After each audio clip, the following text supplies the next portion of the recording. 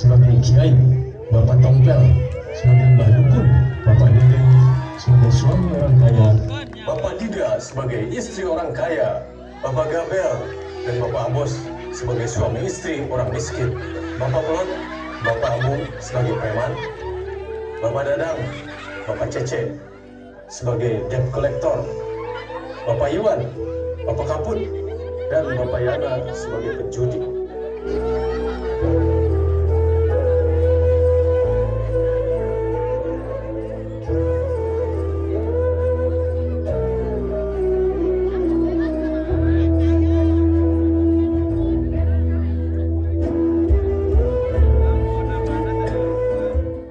Awal cerita di suatu tempat pengajian, Pak Kiai sedang berceramah pada mustaminnya. Jangan takut dengan rezeki. Kita harus takut kalau ditinggalkan oleh yang punya rezeki. Jangan takut dengan dunia. Takutlah kita kalau ditinggalkan oleh yang punya dunia. La ilaha illallah tertanam dalam hati. La ilaha illallah. Merasa kita punya Allah. Kalau merasa punya Allah nggak akan kekurangan. Yang miskin itu yang nggak pernah merasa cukup, yang nggak ada Allah dalam dirinya. Maksudnya nggak ada la ilaha illallah. Akhirnya semua cara ditempuh. Kalau la ilaha illallah itu semuanya dipastikan baik. Allah ridha enggak? Allah ridha enggak? Allah ridha enggak? Tapi kekurangan. Susun dengan baik. Nah, cara nyusunnya, tempatkan dulu prioritas akhiratnya apa. Turunkan ke bumi, jadikan sebagai aktivitas, susun rencana. Tinggal kerjakan, nunggu meninggal. Itu aja simpel. Itu kan cuma tinggal nunggu wafat aja. Kalau cuma takut kematian, meninggal juga. Gak usah takut meninggal itu, pasti akan dialami. Yang ada itu bersiap sebelum pulang. Setelah mendengarkan ceramah Pak Kiai, pasangan suami istri yang selalu merasa miskin itu menjadi rajin ibadah dan selalu melakukan sholat malam.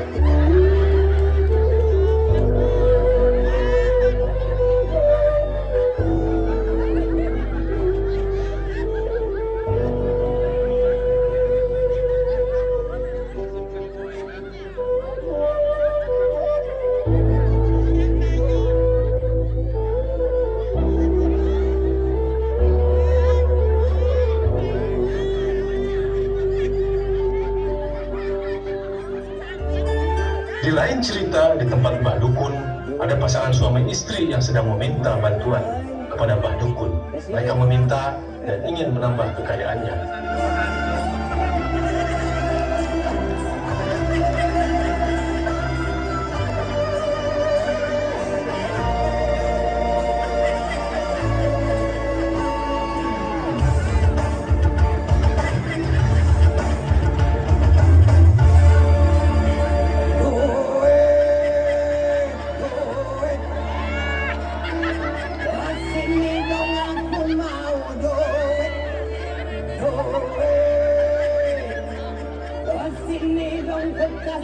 Ku minta duit, emak dan bapakku lagi perlu duit, tetanggaku semua lagi butuh duit.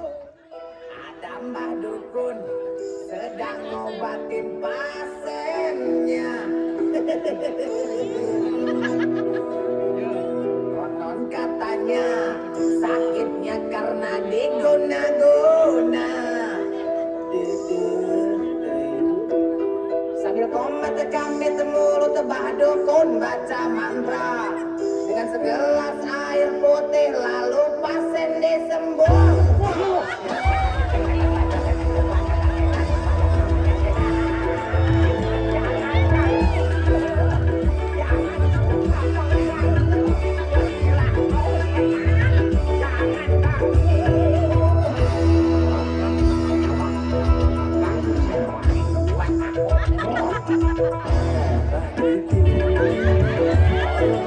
Saat menuju pulang, pasangan suami istri itu dihadang oleh dua preman. Dan dua preman itu merampas perhiasan dan uang pasangan suami istri itu. Sampai pakaiannya pun dirampas. Harta atau nyawa, serahkan perhiasan, uang, dan pakaian.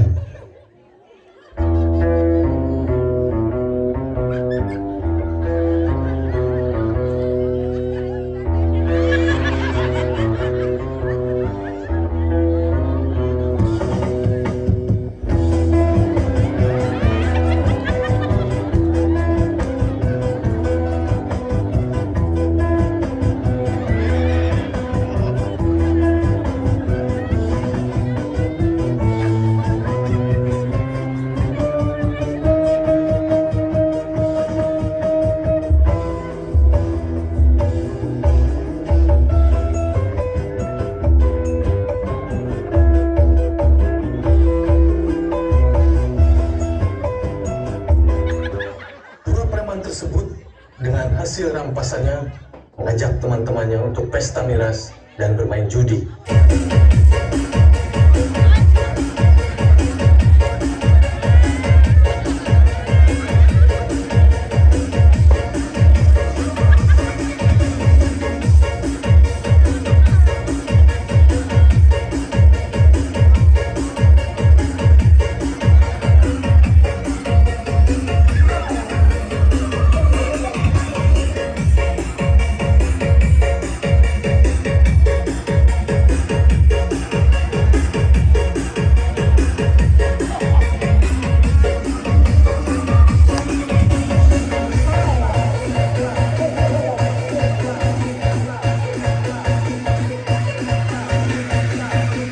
Sesaat sedang berjudi, terdengarlah kumandang suara adzan.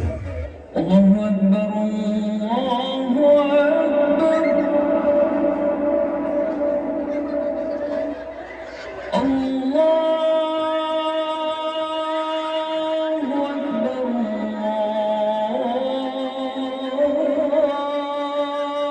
Allahu Akbar. Dan berdirilah dua orang yang sedang asik bermain judi, tapi orang tersebut cuma ikut main judi saja dan tidak ikut pesta miras. Namun mereka berangkat untuk memenuhi panggilan Tuhannya melaksanakan ibadah sholat. Namun teman yang lainnya masih asik berpesta. Dengarlah hai sobat, saat kau maksiat dan kau bayangkan ajal mendekat, apakan kau buat, kau takkan selamat, pasti dirimu habis dan tamat. Bukan kesotaan sebelum terlambat, ayo sama-sama kita taubat. Dunia sesaat, awas kau tersesat, ingatlah masih ada akhirat.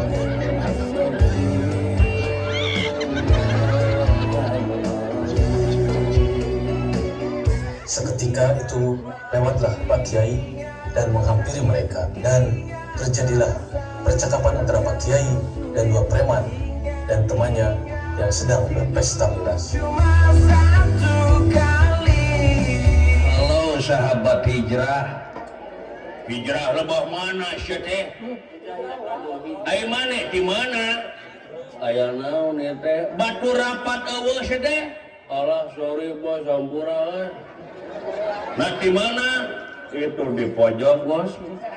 Keur naon? Ah biasa we bos ngahandeutan bos. Ngahandeutan? Oh, si Duru. Anjir tahun 2020 aya kene bahasa si Duru. Tegaul bos. Apaan tuh si Duru? Si Duru sedeh melem sulu, diriung-riung. Ah, tegaul bos. Ayo cek maneh ngahandeutan teh naon? Hah? Ngahandeutan teh naon? Atuh, drink dong. Minum bos. Ade. Sia teh mabok. Orang kawat macok lu gelo bos. Naon? Soat gitu loh. Deuh, dengekeun ku maneh. Aing ngaran-ngaran mabok ku nagara dilarang ku agama diharamkeun. Deur nyakek botol kitu. Doraka camplak. Diri sorangan jadi rusak. Awak katelang sara ngaran lembur jadi goreng. Ngagaringan ke awak sorangan. Dengekeun sadul. Leheun aing mah ukur pribadi rusak teh. Tapi aya nu leuwih tibatan aing bos. Naon anu mabok tanpa minuman? Nah ayanya aya. Naon? Mabok jabatan, mabok kapangkatan, mabok kedudukan. Saeutik ayeuna jelema anu mabok kapangkatan kedudukan rahayat jadi korban dengekeun. Tepuk tangan. Di rumah pasangan suami istri yang kaya, datanglah dua debt collector untuk menagih hutang dan menyita harta kekayaan pasangan suami istri tersebut. Akhirnya pasangan suami istri itu yang tadinya berlimpah harta, sekarang jatuh miskin dan tidak punya apa-apa lagi. Rumah, mobil, dan semua isinya disita oleh debt collector itu dan mereka menjadi gelandangan. Nagih hutang susah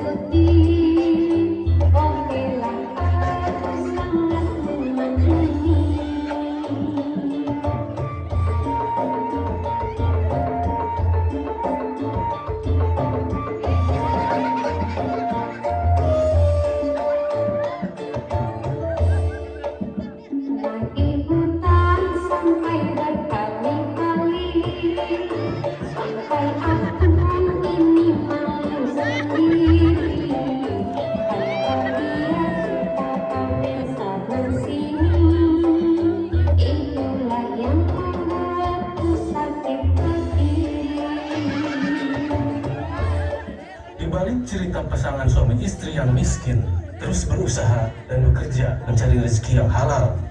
Dan bahkan walaupun cuma dagang kecil-kecilan, mereka tidak pernah telat untuk melaksanakan ibadah dan berdoa pada Allah Subhanahu wa Ta'ala.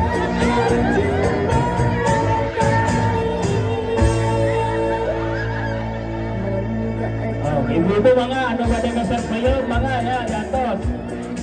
Siapkeun artosna siapkeun sama meser peuyeum.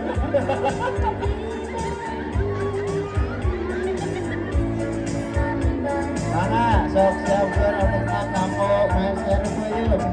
Dimirahkeun peuyeum. Mangga mirah 10.000-an sok peuyeum tah mangga.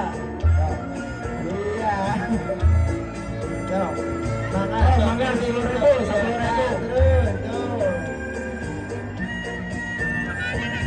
Siapkan artosna, iya hatur nuhun. Ya hatur nuhun. Mangga peuyeum mirah.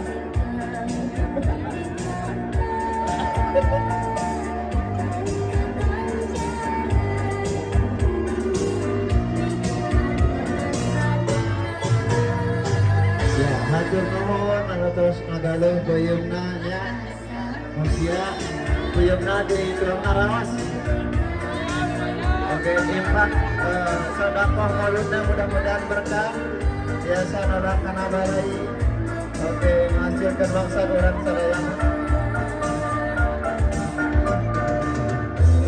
Dan akhirnya dagangannya pun laku keras dan bisa membeli rumah, mobil, dan membangun masjid serta panti asuhan yatim piatu.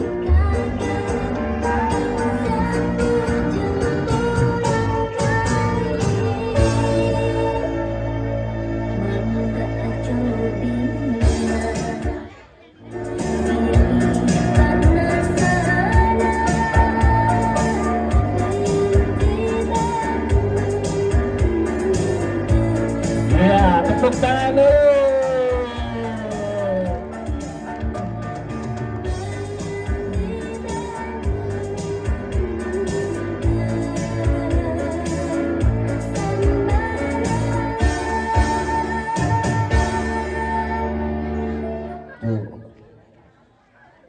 Ya, masih ada ya, tenang. Masih Ada season ya. kedua. Tidak kalah serunya dari yang tadi ya. Makanya jangan dulu pulang.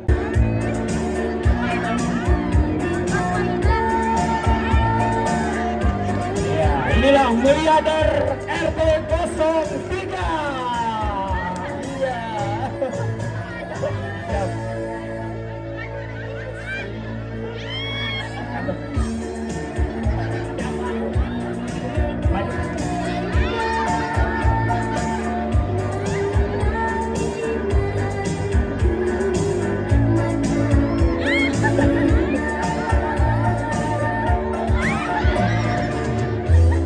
Dan akhirnya dagangannya pun laku keras dan bisa membeli rumah, mobil, dan membangun masjid serta panti asuhan yatim piatu.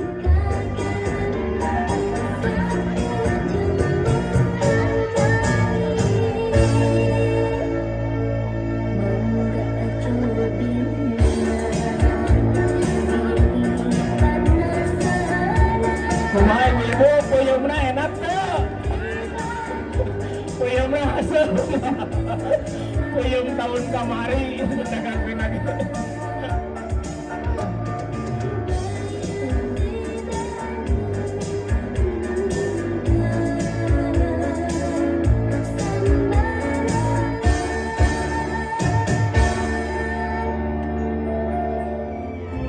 Di akhir cerita, pasangan suami istri yang miskin sekarang menjadi miliarder.